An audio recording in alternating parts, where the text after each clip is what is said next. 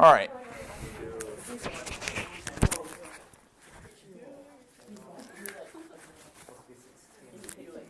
Okay. Let's do some of the homework problems on the extreme value theorem. Now I want to say that the quiz that you take on Wednesday on the extreme value theorem, only a couple of the questions are actually, well, it might be a few, but the primary focus of the quiz actually isn't the extreme value theorem. The extreme value theorem is just a piece of it. The majority of the quiz is on actually identifying extreme values themselves, because the section is actually called extreme values of functions. Oh, interesting. It is, yes, it's going to be both graphical and analytical and possibly numerical. Where's my source button? Here we go. All right.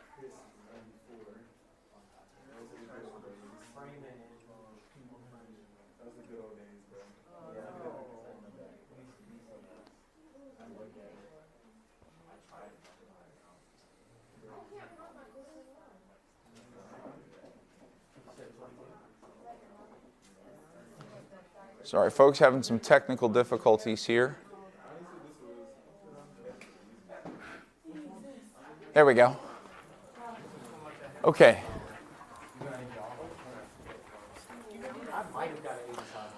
Okay, guys, let's pull it together. You guys can talk about it later. Let's do some of the graphical questions from the homework because they go pretty quickly.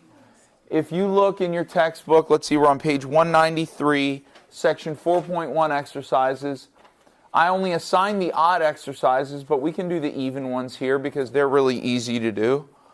So in number 1 here, it says in exercises 1 through 4, find the extreme values and where they occur.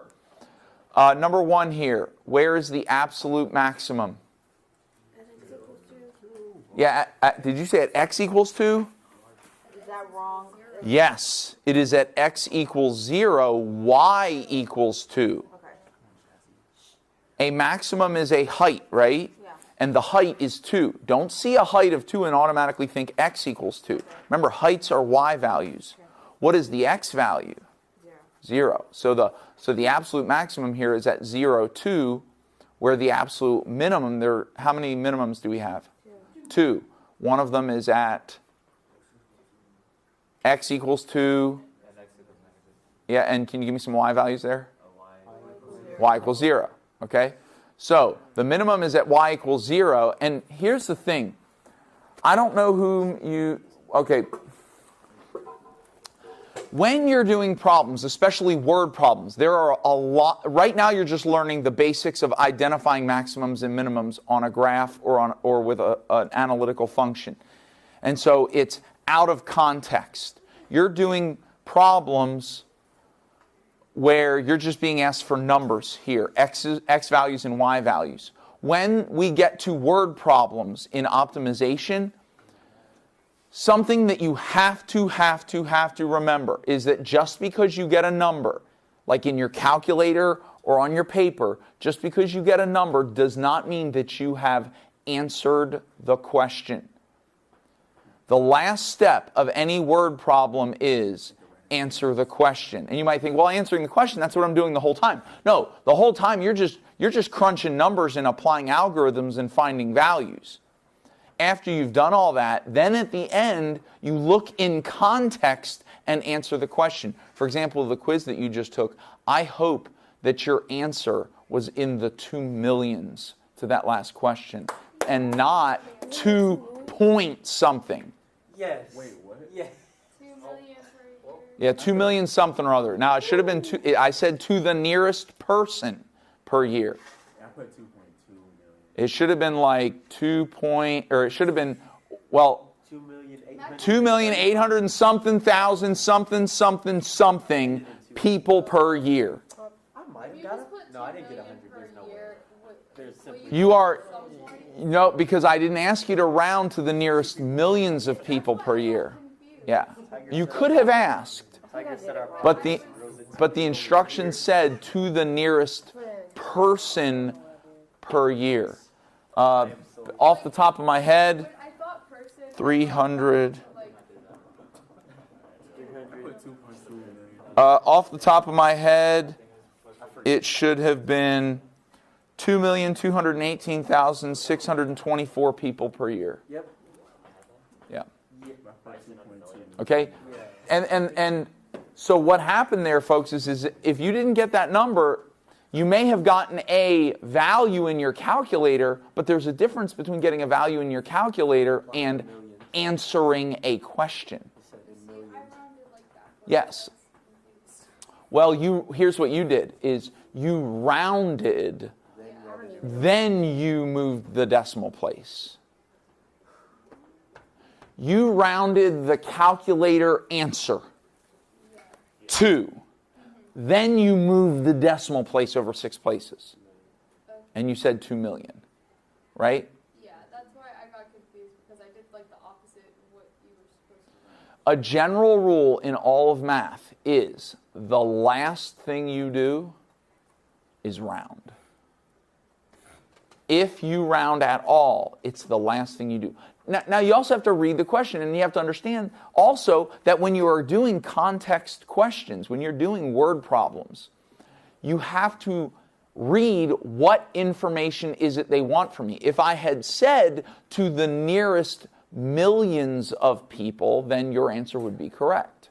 But I said to the nearest person per year. Okay, well, what you would do is you would take a calculator answer, yeah, and then convert it to how many millions of people, and then it would be like 4.357 people per year, and then you would change it to 4. Just stop it at 4. Okay. So here, in this case, what they're asking for here is a maximum. They find the extreme values and where they occur. Where on a coordinate plane? How do we answer the question where on a coordinate plane? It's warming up. Yeah, some position. And say that again, Marquise? With coordinates. Well, one place has one set. Wait, no, don't shrug your shoulder. One set of coordinates is a single x value with its y value. Is that it's 2 coordinates, but how many points is it? It's 1 point. Okay? Is a single point represented by a single coordinate? No, it's 2 coordinates. So a single place where on the coordinate plane is an x, y value. Okay? So if this says where they occur, it's not saying what are the x values. It's not saying what is the extreme height or what is the extreme value. Okay? It wants to know where the extreme value is occurring. That is an x value and a y value. There might be times where you are asked at what x value does it occur. You might be asked if it's a motion problem, when does it occur? That's asking just for a t value. But if they say, what is the extreme maximum? Now they're asking for an output value. So you have to discern the words. You have to discern the question that is being asked. And when I see find the extreme values and where they occur, where on the coordinate plane means an x value and a y value. Okay, so that maximum is at 0, 2, where one of the minimums is at 2, 0. And you can see very quickly how somebody could mix those two up. Right? There's also a minimum at -2, 0. Okay, how about number 2? What's that? It does not have either. It has neither a maximum value nor a minimum value. Why is that? Yeah, it's not defined at where the maximum and minimum would occur, where the maximum would occur and where the minimum would occur. It's not defined. And therefore, it has no maximum, it has no minimum. Okay. All right, let's look at 3 and 4 here.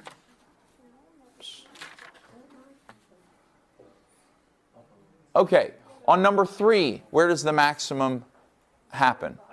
At 0.5, and where does the minimum? Is that a hole right there? Okay, then it doesn't have a minimum. Yeah. Okay. And what? Oh, look, the answers are right there. And number 4, where is the maximum? The local maximum is at negative 3.0. Yeah, there you go. Yeah, I'm going to tell you something. I disagree with the textbook on this. But however, the textbook has more clout than I have, so the textbook is probably right. Okay. What I'm saying is this: the way that I learned it, I learned that local minimums and local maximums don't occur at endpoints. But that just means that the person who taught me that disagrees with whoever wrote this textbook. Okay. But I have no basis for saying that this textbook is wrong. So this is what they say. What they're saying is this, is because that endpoint occurs at locally, it's the highest point, meaning compared to all the points immediately around it, it's the highest point, it's a local maximum. Immediately around it. Immediately around, I would say, is within like 0.01 around it. Does that make sense? Like a limit. Kind of like a limit, Marquise. On both sides. Yeah, immediately around it. Now, there aren't any points on the left side, so there aren't any points on the left side higher. On the right side, all of the points are below it. Okay? So it's a local maximum, and then this would be a local minimum. But the absolute maximum, go ahead. Will we have to find local maximums and minimums? Like, Possibly. Well, local maximums and local minimums are part of identifying the absolute minimums and maximums. They're candidates. They're possibilities. Okay, so it is important to identify local and or relative minimums and maximums. Typically, relative minimums and maximums are identified wherever the derivative equals 0, or where the derivative is undefined, where there is no slope. So the absolute maximum is where? At 1, 2, we can see it right there in the absolute minimum, 0 and negative 1. Okay? All right. We can look at a couple more here. How about number 5 here? Where is, at what? This says, identify each x value at which any absolute extreme value occurs. But let's also identify the relatives. Just the x values now. Yeah, what's at C1? What is that? That is a relative maximum. Why is it not an absolute maximum? It's not the highest point. Where's the highest point? At B. This is higher. So the absolute maximum is at B. There is a relative maximum at C1. What's going on at A? Yeah, it's a relative minimum. It's not the minimum point. According to the textbook, that's a relative minimum. Now, what's happening at C2 here? The absolute minimum is at C1. That's correct. Okay. Let's look at number 8 here. All right. What's going on? What do you think about number 8? It has none. Yeah. Doesn't have anything. It doesn't have a relative minimum. It doesn't have a relative maximum. It doesn't have an absolute minimum. It doesn't have an absolute maximum. Number 9? Would that not have anything because it's an open point? This one actually has both an absolute maximum and an absolute minimum. they're the endpoints. Yeah. Oh, but no, look. Yeah, they're the endpoints of this thing, right? The endpoints are technically A and B. B is neither higher nor lower than other points. So B is not a minimum or a maximum. You might think because C has an open circle here that it couldn't be any of them, but there are higher points at C right there. So there actually is an absolute maximum at C and an absolute minimum at A. That just couldn't be verified with the intermediate, or what? Right, the extreme value theorem would not guarantee an absolute maximum and absolute minimum. In fact, on any of these 6 questions, on any of these 6 questions, could we apply the extreme value theorem? Yes, for 5 and 6. 5 and 6, we can apply this extreme value theorem. What's wrong with number 7? Why can we not apply the extreme value theorem? And there's a point of discontinuity. I'm sorry. Hang on. We're going to take a step back. The extreme, because I'm mixing up with the mean value theorem. points of where it's not differentiable, you can still apply the extreme value theorem. The extreme value theorem does not require differentiability. It requires continuity. That's right. Okay? The reason you can't apply the extreme value to number 7 isn't because of this, but because of these. What about it? It's not defined on what? A closed interval. It's not defined on a closed interval. This is an open interval from A to B. Okay? So 7 not a maximum? So 7, this is a maximum. Absolutely. Yes, that's an absolute maximum. Absolutely, it's an absolute maximum. But there is no absolute minimum, you can see. Yes. Now, 9 is defined on a closed interval, right? But what's the problem with 9? It's not continuous. That's right. Okay? What's wrong with number 10? It's got a closed interval on B. It's continuous. It's not closed on A. Even though it's defined on A, it's not closed on A. Okay? Well, actually, let's rephrase. Actually, it is closed on A because A is defined. But technically, you know what's happening at A? A jump discontinuity. That's exactly right. Yep. So anyway, you don't have to get that technical with it. I'm not as worried about the extreme value theorem as I was with the intermediate value theorem. Okay? You should know the requirements and know when it can and can't be applied, but I'm not going to ask you to write out any theorems. All right, and 6, why do we know that 6 has an absolute minimum and maximum? It's continuous and defined on a closed interval. That's right. Okay. Okay, let's go to, we did number 11 in class the other day, so let's do another one in class. Which one do you want to do? What's that? 15. Let's do 15. And it says that we got to identify, so we're doing number 15 on page 194. Number 15. And it says, in exercises 11 through 18, use analytic methods to find the extreme values of the function on the interval and where they occur. Now, f of 15 says that f of x equals sine of x plus pi over 4. Now, I could actually do this, and it says on the interval from 0 to 7 pi over 4. From 0 to 7 pi over 4. Now, I could actually do this without using analytical methods. I mean, it's kind of analytical, but analytical usually means algebraic manipulation. I could just use the unit circle to do this because it's sine, right? And if I use the unit circle, I'm going to do it analytically also. But here we go. I know that on the unit circle, sine's maximum is here at pi over 2. Okay, and it's the 0.01, and its minimum is down here at 0, -1, and that's at 3 pi over 2. So I know that sine of pi over 2 is going to be its maximum, and sine of 3 pi over 2 is going to be its minimum. So technically, I don't really have to do it analytically, even though I'm gonna. But here, how am I going to, although, you know what, actually this is kind of analytical. I know that if I take x plus pi over 4 and set it equal to pi over 2, because I need this to be pi over 2, because sine of pi over 2 is my maximum. Okay? So now if I solve this, subtract pi over 4 from both sides, yeah, I would get x equals pi over 4. Okay? And pi over 4 is on the interval.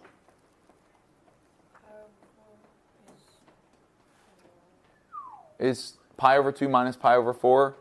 Here's pi over 4. Isn't that equal to pi over 4? Give me something with pi. This is what I'm going to do. Okay. All right, now, if I want to find the minimum, now, here the question now is, can I have pi over 2 again on this interval? Well, this starts at 0, and it goes to 7 pi over 4, which is over here. But if I add pi over 4, all I get is 2 pi.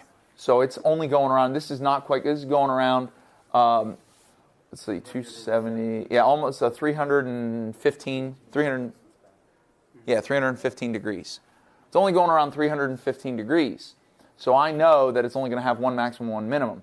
So now I know that the minimum is where x plus pi over 4 is equal to 3 pi over 2. And if I subtract pi over 4 from both of these, is that what it is? At this time, please release all seniors. Seniors. Quietly You're not a senior. to the theater. Seniors, can you guys go with Miss Mayo's class? Exclusively seniors, please escort your class. Now leave it here. Theater at this time. Oh gosh, I don't know. I guess take it just in case. Yeah, it says take your stuff with you. Yeah. Yeah, he said take your stuff with you. Yeah, he just said take your stuff with you. Okay, so now if I subtract pi over 4 from this, what did you say it is? It's pi over 4. It's going to be right here, which is 5 pi over 4. So 5 pi over 4. So I've got a minimum at x equals 5 pi over 4, and the minimum is -1, and I got a maximum at pi over 4, and the maximum is +1. Okay, now that's using the unit circle to do this. Okay, you don't have to use unit circle? No, you can use calculus. I did that without calculus. I want y'all to understand. I just did that without calculus. That was trigonometry. I just did that. I just did that with trigonometry and algebra. Now I'm going to do it. Now I'm going to do it with calculus. How do we identify extreme values? I said there's 3 ways. They could exist at the endpoints.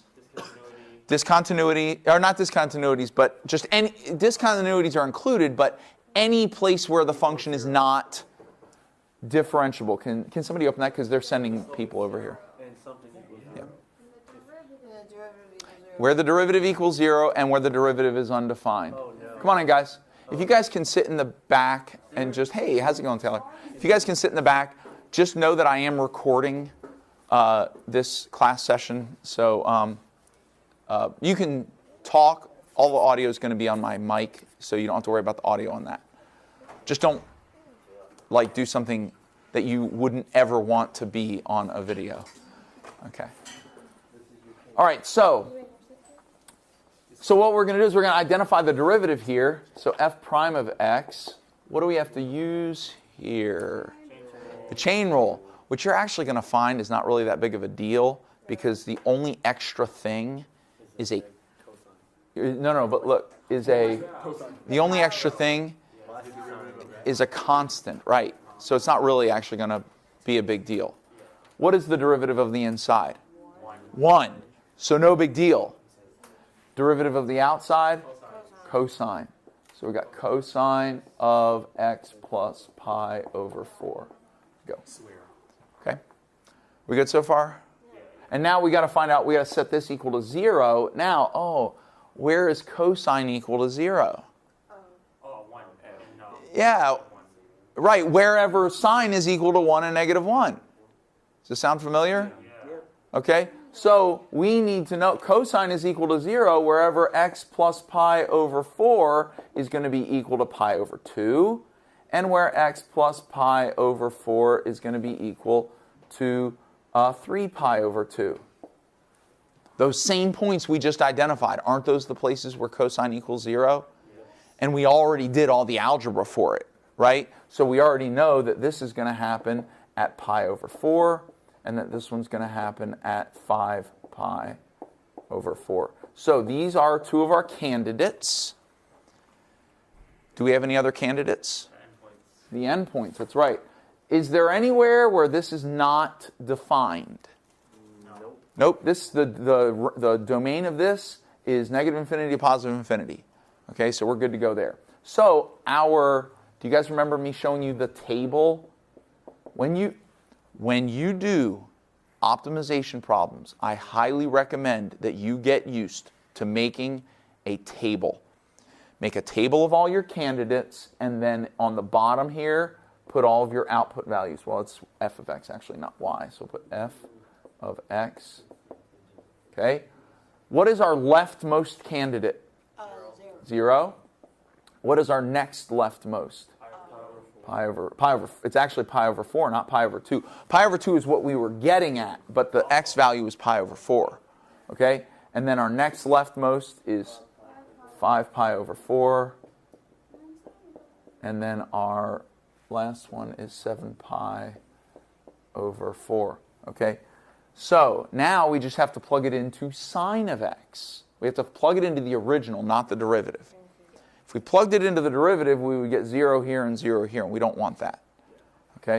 If we plug 0 in, we get pi over 4. What is sine of 0 plus pi over 4? Sine of pi over 4. Root 2 over 2. Square root of 2 over 2. What is sine of pi over 4 plus pi over 4? That's pi over 2. 1. What's sine of 5 pi over 4 plus pi over 4? That's 6 pi over 4, or 3 pi over 2. Negative 1. And then 7 pi over 4. 7 pi over 4 plus pi over 4 is 2 pi, because it's 8 pi over 4. And sine of 2 pi, 0. Yeah. Okay. So there are all of our output values. What is our largest value? 1. Yeah. Yeah. You might be a little freaked out by this one. Like, what is root 2 over 2? Knowing that root 2 is smaller than 2 knows that you know now that this is less than 1. Okay? So you know that this is going to be your maximum value and this is your minimum value. And that's how we do it with calculus. Okay? Step 1, identify the derivative. Step 2, set the derivative equal to 0. That's good. Okay? Step 2, set it equal to 0 and solve for the zeros. Step 3, identify all candidates, which are the zeros, the endpoints, and wherever it's not differentiable. Step 4, identify all your output values at the candidates and pick your minimum and maximum. Okay? This is something that you should be able to do like breathing by the end of the semester in calculus. Certainly by the AP. Sure you can. Yes, you can. Do you know how to identify derivatives? Yes. Okay, can you set them equal to 0?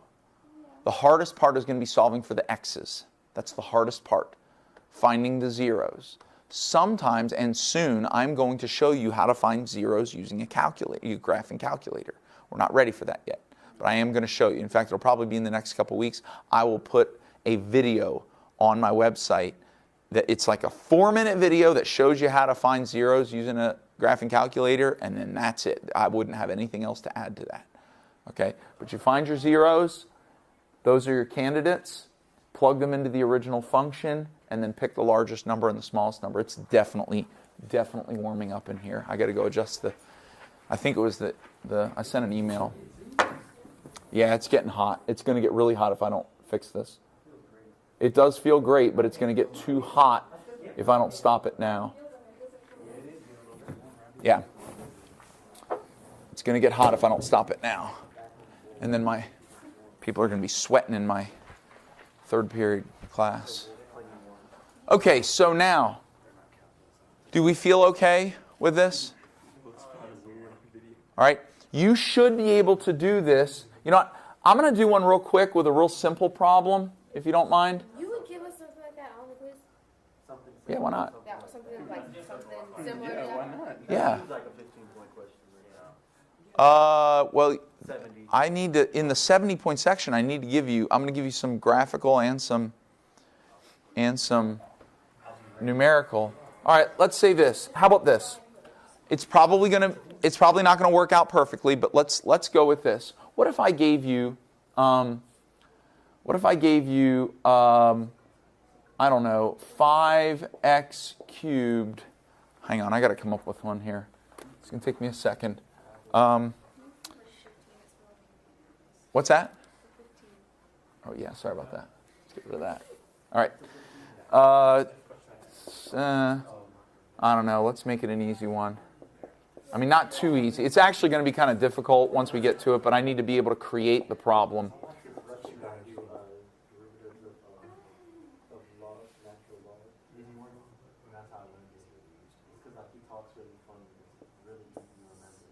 Okay, so then I'm going to have x squared plus x minus 2 times x plus 5. So now I'm going to have x cubed. I should have made this earlier. I just didn't know I was going to do a problem like this. x cubed plus 5x squared plus x squared plus 5x. Okay,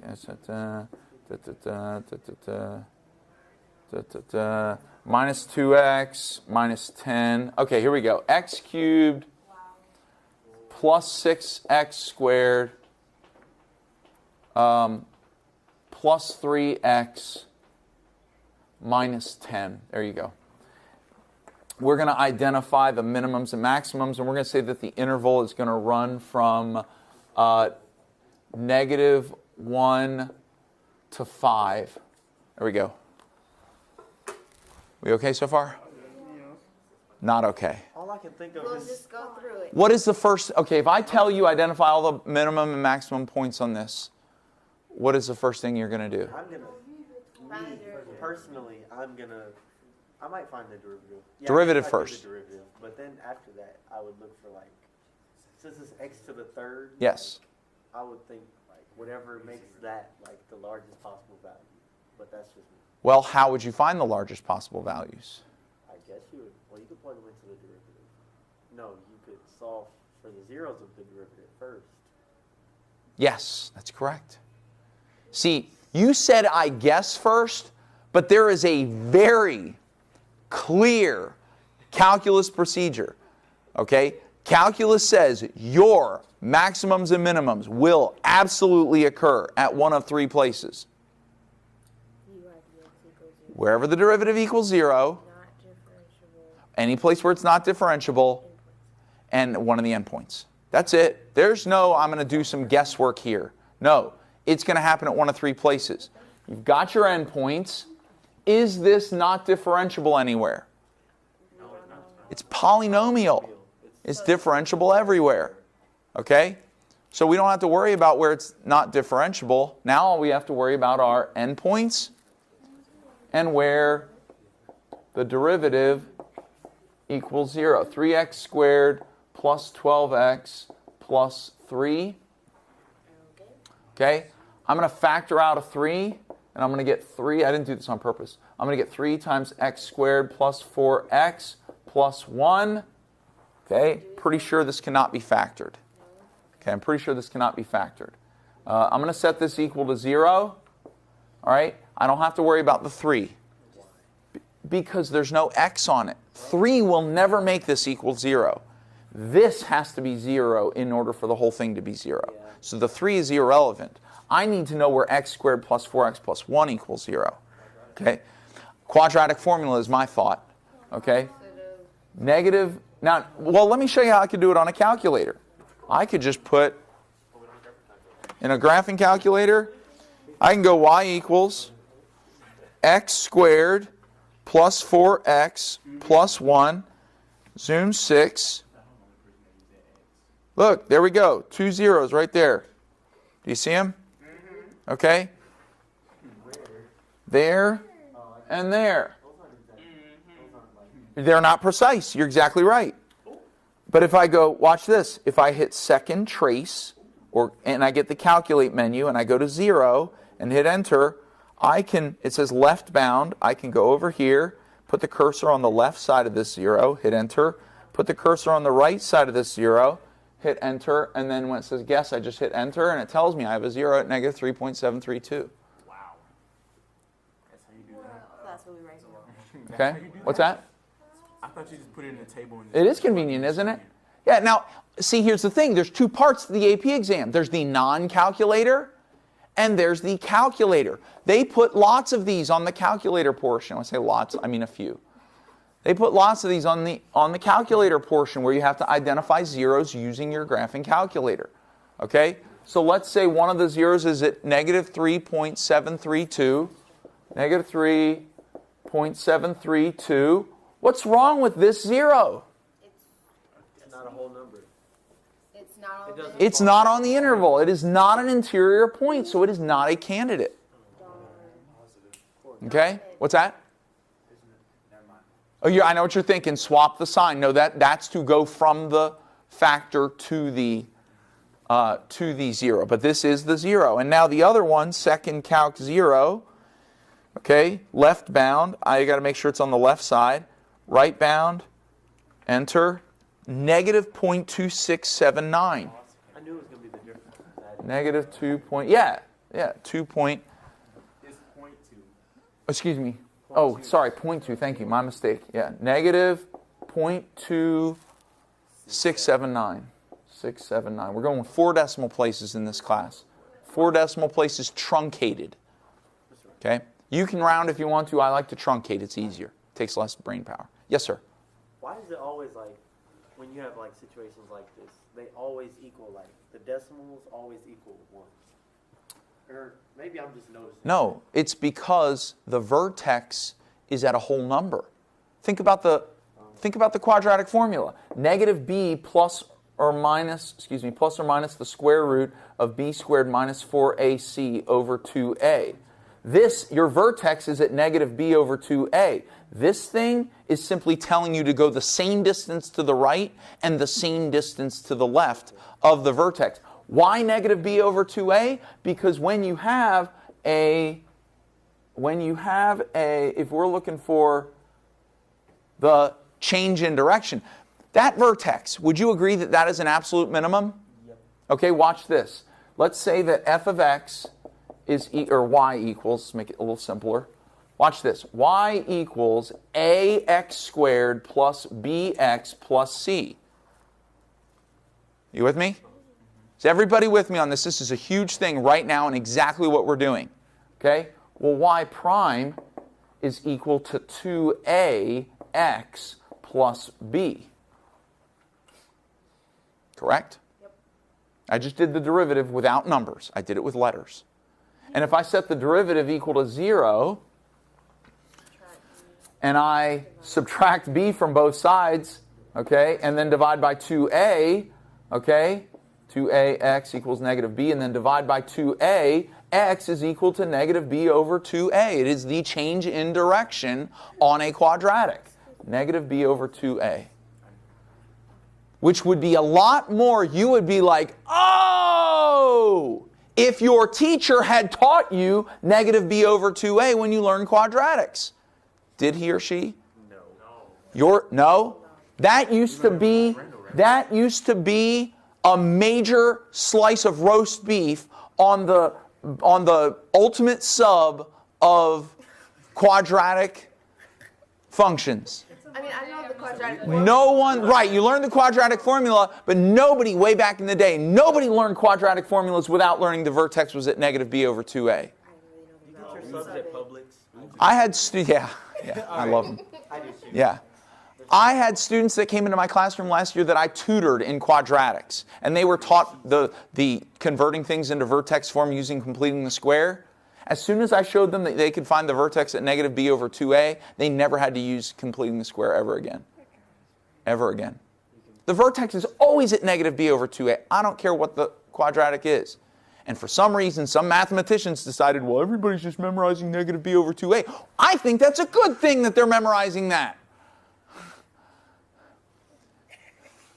Sorry. I'm like really frustrated over a lot of the things that they have taken out of It's a Monday. the curriculum. That's okay. All right, so look at this. Marquise, the reason that you're seeing, why is it always like the same distance? It's not always. It's only when the vertex is at a whole number. If the vertex was at a decimal value, but what you can do is you can take these two, think about a quadratic. Aren't the 2 points at the same height always the equal distance from wherever the vertex is horizontally?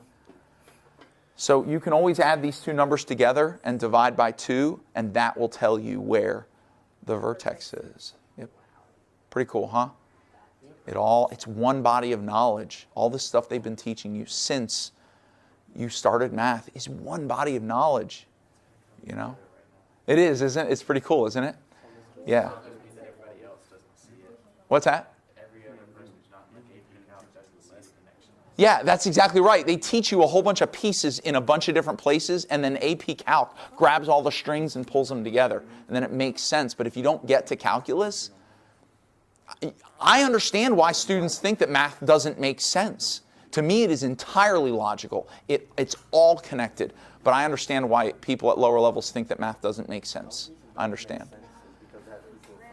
So, Oh, what's that? No. Oh, yeah, I like that, a math quilt. We got our Yeah, copies. Wow. that's really good, a math quilt. Now I want to make one. Oh dear. I want to make a math quilt. Taylor, would you help me with that? Okay, A math, really you ever quilt? A math quilt? No? Yeah. I'll try. Yeah. By next year, you'll have it figured out. You're in calculus next year, right? Yeah. Yeah. All right. Okay. Does that mean you'll be in calculus 2 next year? Excellent. Good. It's a nice little preview here. All right. Yeah. That's actually not a bad idea. Okay. So, well, I mean, they won't be the same quizzes, but it'll be the same ideas, right? Okay. All right. So now I've got endpoints. If I'm going to test them, I'm going to say x is equal to, I've got -1, I've got -0.2679, and then I've got 5, and then I plug them all into the function f of x, right? So look, -1, Negative 1. this would be -1, because -1 cubed is -1, plus 6, -3, -10, so that's 5 to -8. Put a 5 in, this is 125. I know, I'm honestly, I probably don't have enough time to do all this, but this is going to be 150, this is going to be 15, this is going to be -10, so 275 plus 5, 280. That's probably our maximum right there. Minus 10, right? What's that? Or did you already subtract your maximum? Yeah, I subtracted. I made that 5. All right. And then if we put -0.26 in, I'd actually have to probably use a calculator for it.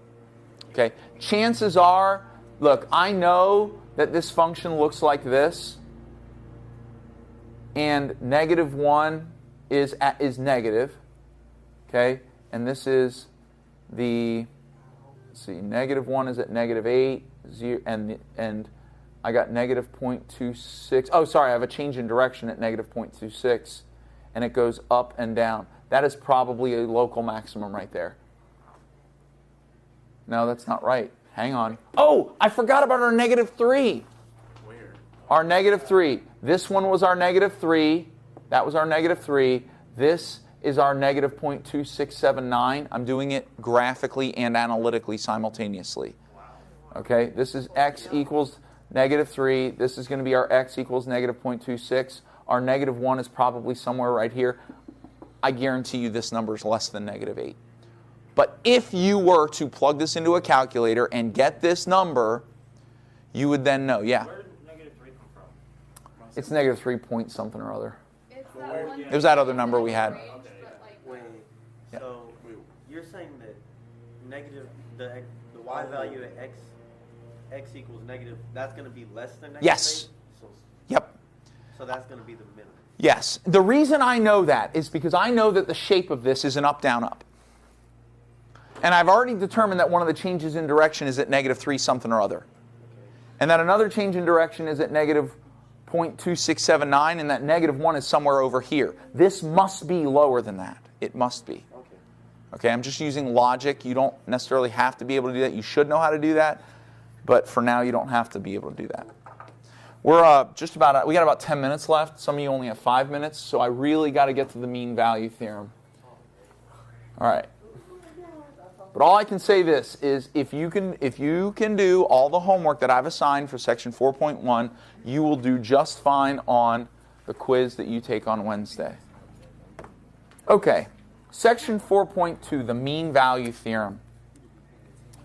4.2, the mean value theorem. Okay. Now, do you recall this formula? Slope. It is slope, but what do we call it in this class? The average rate of change. It's the slope of a secant line. It's exactly right.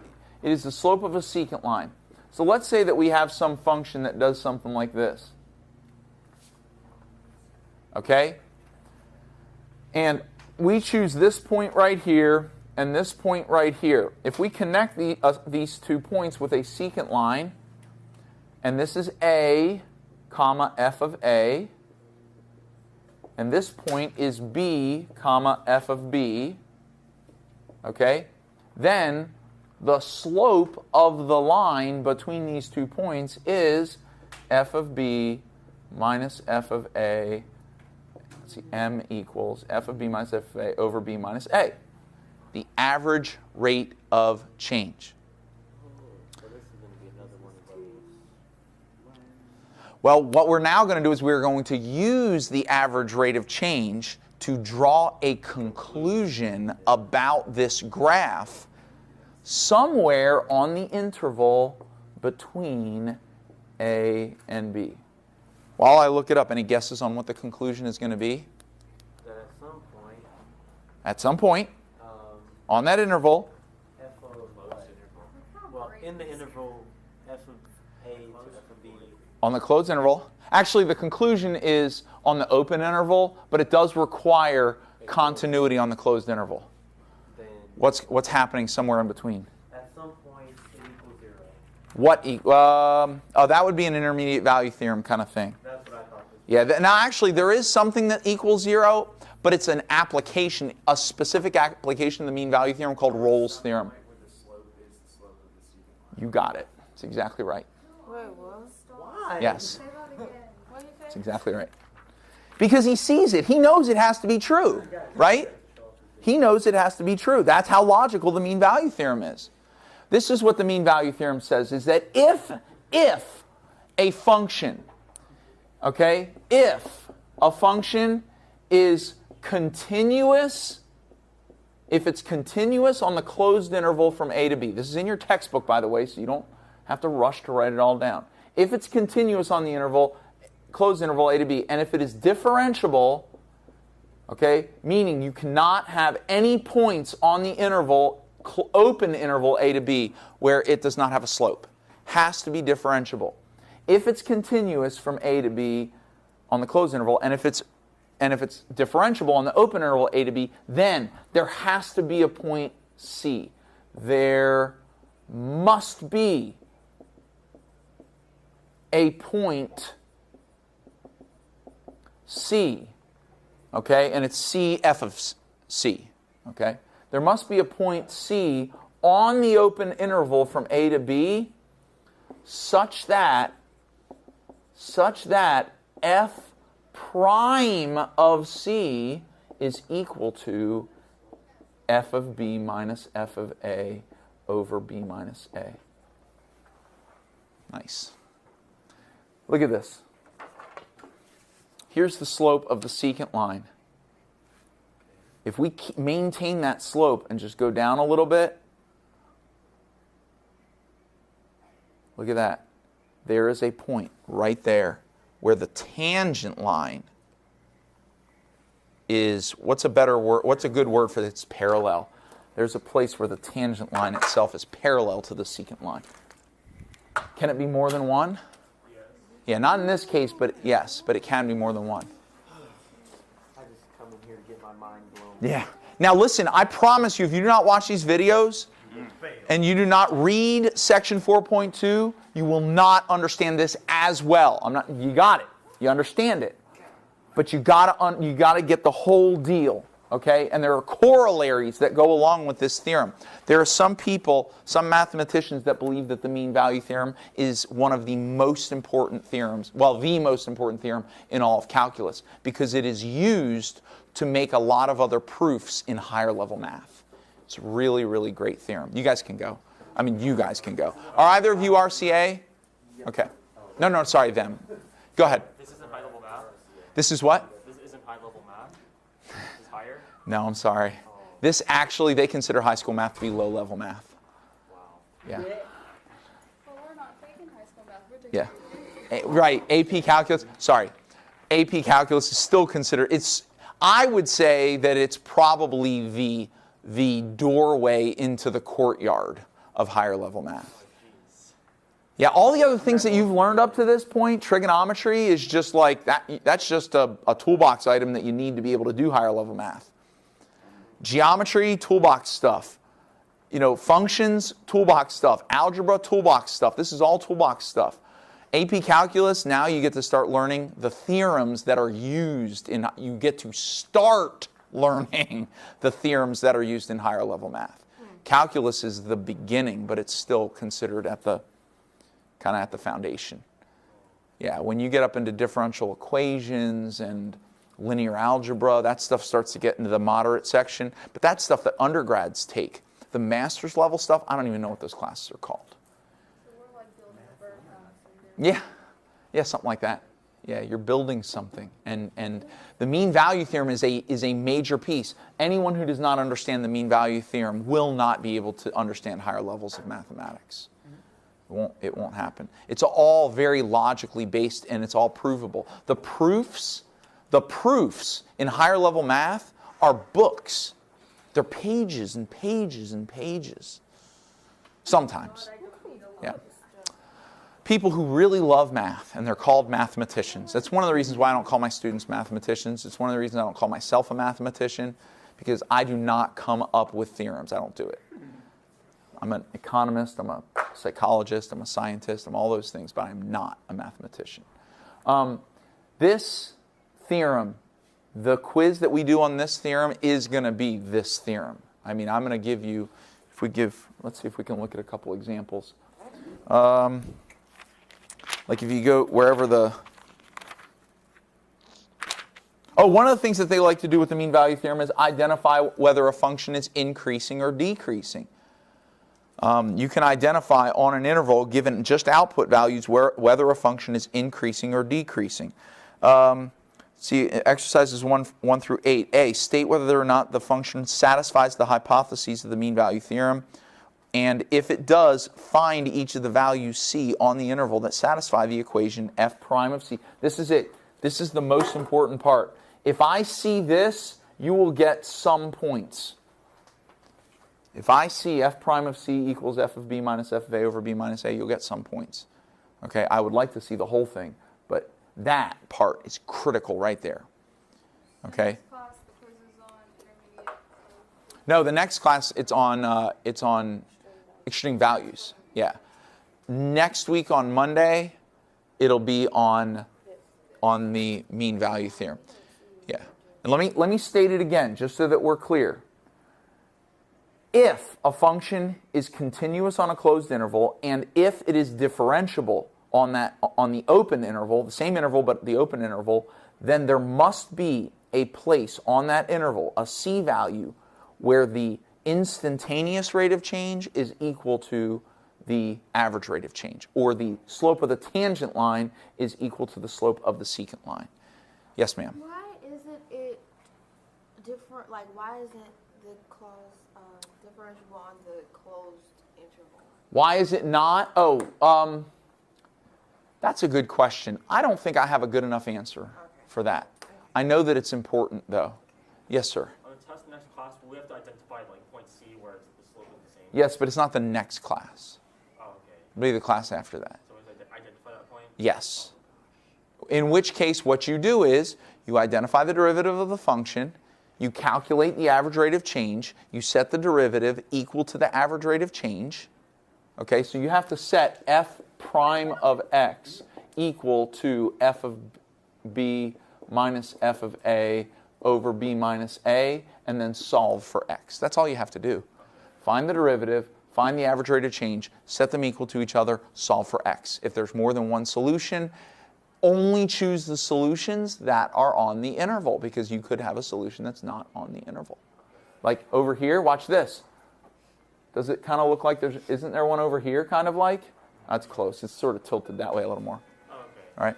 But that solution would be incorrect because it's not on the interval. Okay? All right. Yes, some work to do. Enjoy your day off, guys. Thanks.